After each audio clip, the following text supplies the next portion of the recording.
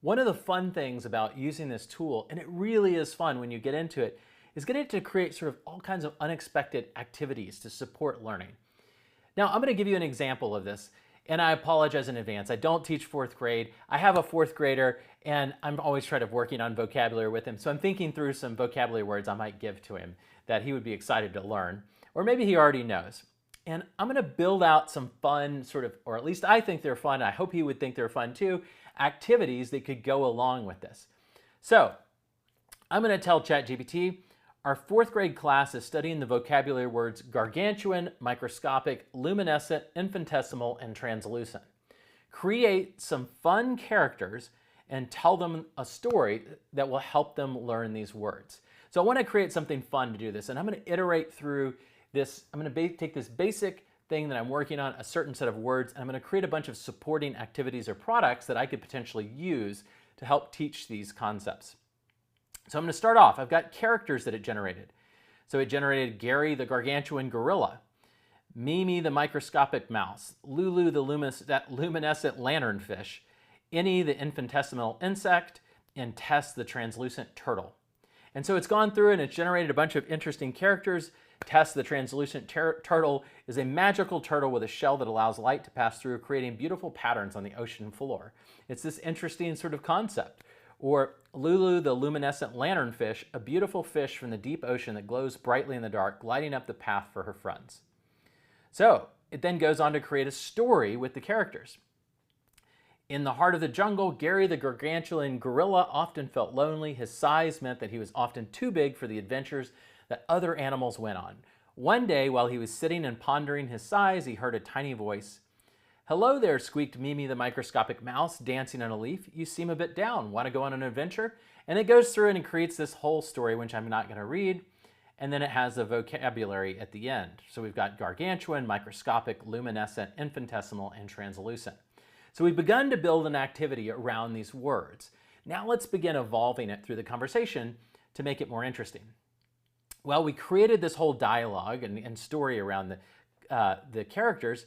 Let's create Mad Libs, or these fill-in-the-blank word games. Now we've done those, and I grew up doing these. I love them. And this idea that you're going to have a story where kids can interact and fill in different words.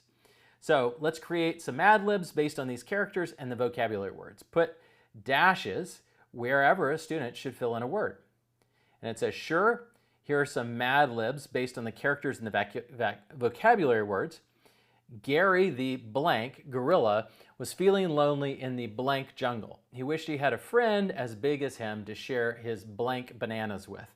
And it goes on and creates a bunch of them, so we could start, experimenting and playing this sort of fun game.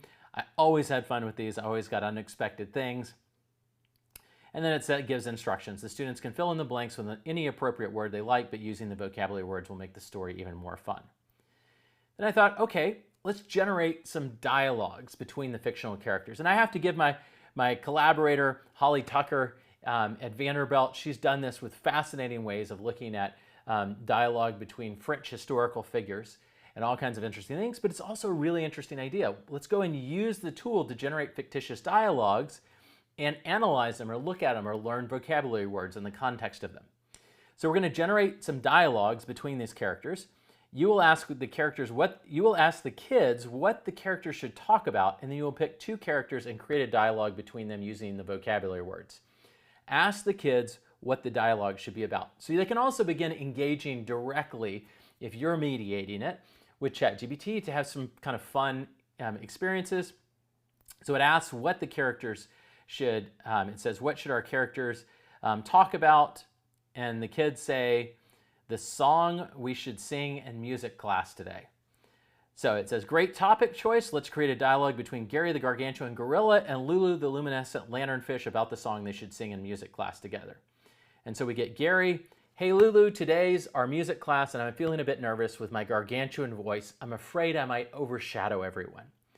Lulu, oh Gary, your voice might be big, but it's also beautiful. Besides, with my luminescent glow, I can create a lovely light show to accompany our song. It will be magical. So it goes through and it creates this whole dialogue between the characters using the vocabulary words and based on and responding to the prompt that the students gave. Now let's take it in a different direction. Let's kind of turn it into more of like an assessment.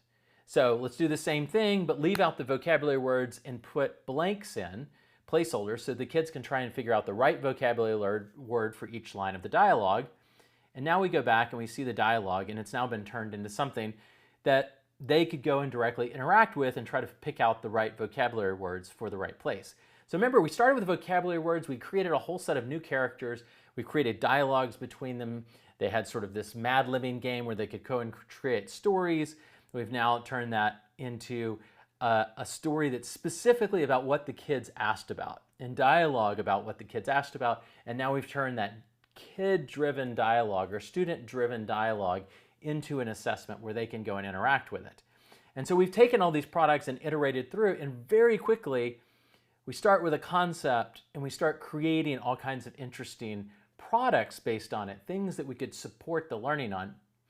But again, the key is you've got to be creative in how you go and evolve the content, how you go and think about what interesting thing could I do.